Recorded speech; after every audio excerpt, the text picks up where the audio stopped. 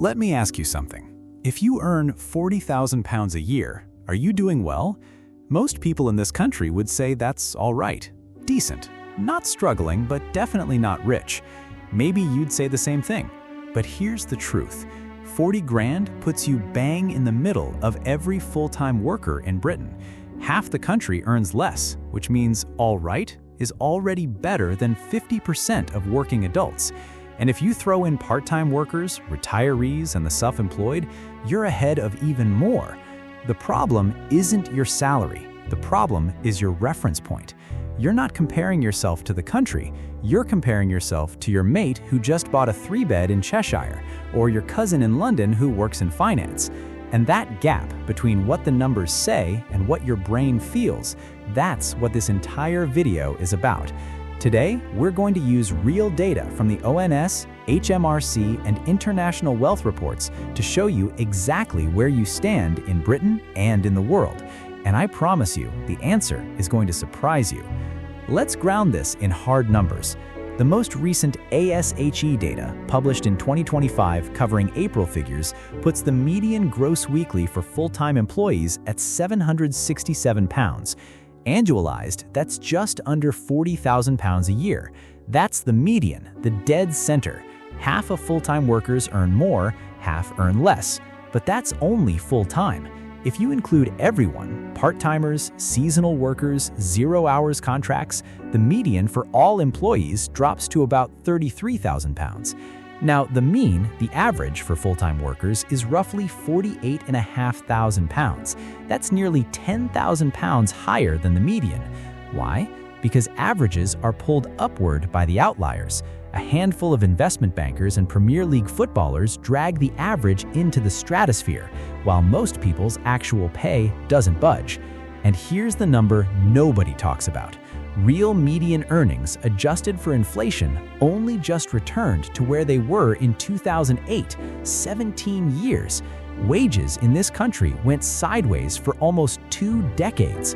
So if you feel like you're running faster but going nowhere, you're not imagining it. The data confirms it. Right, now let's climb the ladder, because everyone wants to know, where's the line?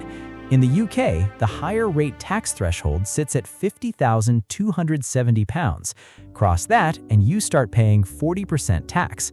But here's what that threshold actually means. It puts you in roughly the top 15% of all earners. Earning 50 grand doesn't feel elite, but statistically it is. To crack the top 10% of full-time earners, you need about £75,000. Top 5%? Roughly $85,000, and the top 1% of UK income taxpayers, according to the latest HMRC data published March 2025, requires total income of around £200,000 a year, and the top 1% punches well above its weight. This group accounts for about 29% of all income tax paid in Britain, nearly a third of the entire pot. The top 10% pays around 60%. The bottom 50% about 10% of the total. But here's the thing nobody tells you.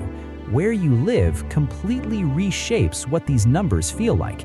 Half of all top 1%ers live in just 10% of parliamentary constituencies, concentrated in London and the Southeast. A 45-year-old man earning £162,000 in the City of London wouldn't even crack the top 5% for his age, gender, and region. Same person in Sunderland, he's the richest person most people know. But now let's get to the number that actually matters, because in Britain, maybe more than anywhere, income and wealth are completely different things. Picture a young solicitor in London, £80,000 a year. Impressive on paper, but after income tax, national insurance, student loan repayments, a £1,500 a month flat in Zone 2, and nursery fees, she's saving almost nothing. Her net worth, barely positive. Now picture a retired couple in County Durham. They earned a combined £55,000 during their working years, but they bought a 3-bed semi in 1992 for £68,000. It's now worth £240,000. They both had workplace pensions on auto-enrollment. Their combined net worth well past $500,000. And this is the UK's financial reality.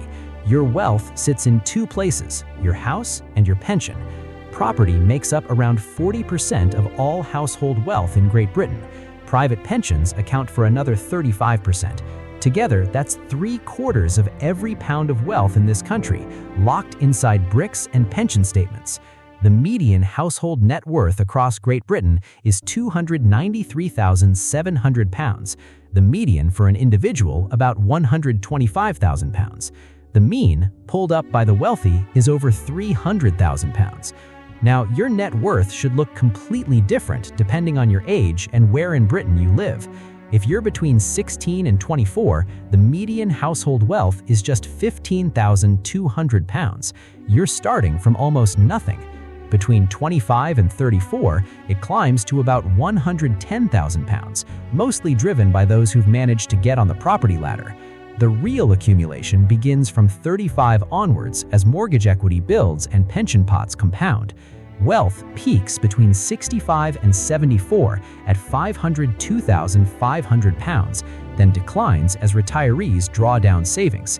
That peak is 33 times higher than the youngest group. The entire arc of British wealth is decades-long ramp built on two foundations, property and pensions. But here's where it gets brutal. The median household wealth in the southeast of England is £489,800. In the northeast, £179,900. That's a gap of £310,000, and it's driven almost entirely by what happened to house prices over the past 30 years. And London presents a strange paradox. Despite having the highest property prices in the country, London's median household wealth is just £226,000, lower than Wales, the East Midlands, and the Southwest. Why? Because over half of London households rent. They earn more than almost anyone, but they're locked out of the very asset class that builds wealth in this country. The wealthiest 10% of British households hold nearly half of all wealth. The bottom 50% hold about 10%, the same share as the top 1% alone. Now let's zoom out, because Britons are world-class moaners about money, and by global standards, that's almost comical. According to the UBS Global Wealth Report 2025, the average UK adult holds roughly $314,000 in personal wealth. That makes Britain one of the 10 wealthiest nations on Earth by average wealth per adult, ahead of France, Germany, and Japan. But forget averages for a moment. Even using the median individual net worth from the ONS, roughly £125,000 or about $158,000, puts the typical British adult wealthier than the vast majority of people alive today. Globally, 1.5 billion adults, over 40% of the world's population, hold total wealth below $10,000. If your net worth is £100,000, you're wealthier than approximately 80% of every adult human being on the planet. Britain also punches above its weight by another measure. The UK holds about 3.8% of all global personal wealth, for a country with less than 1% of the world's population. So if the numbers say you're doing well, maybe even globally wealthy, why does nobody in Britain feel rich? Two reasons. First, relative wealth. Your brain doesn't compare you to the median, it compares you to your circle. Your brother-in-law who got in early on a house in Bristol, your colleague who just leased an Audi Q5, the couple on Grand Designs building something absurd in the Cotswolds. Psychologists call this the reference group effect. Your benchmark is whoever's closest, not the country, and definitely not the world. Second, lifestyle creep. The promotion comes, and so does the Waitrose habit. The gym membership goes from Pure Gym to David Lloyd. The holiday shifts from Benidorm to the Algarve. The kids move from state swimming to private coaching.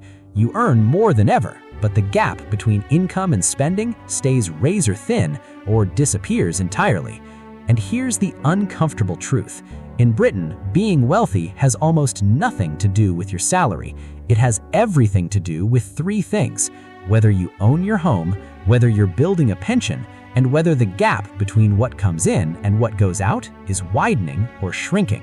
A nurse in Northumberland who bought a house in 2005 and maxes her NHS pension is building more real wealth than a marketing director in Shoreditch earning double but renting and spending every pound. Wealth isn't a salary, it's what you keep, and in this country, it always has been. If this changed how you think about money, hit subscribe. I'll see you in the next one.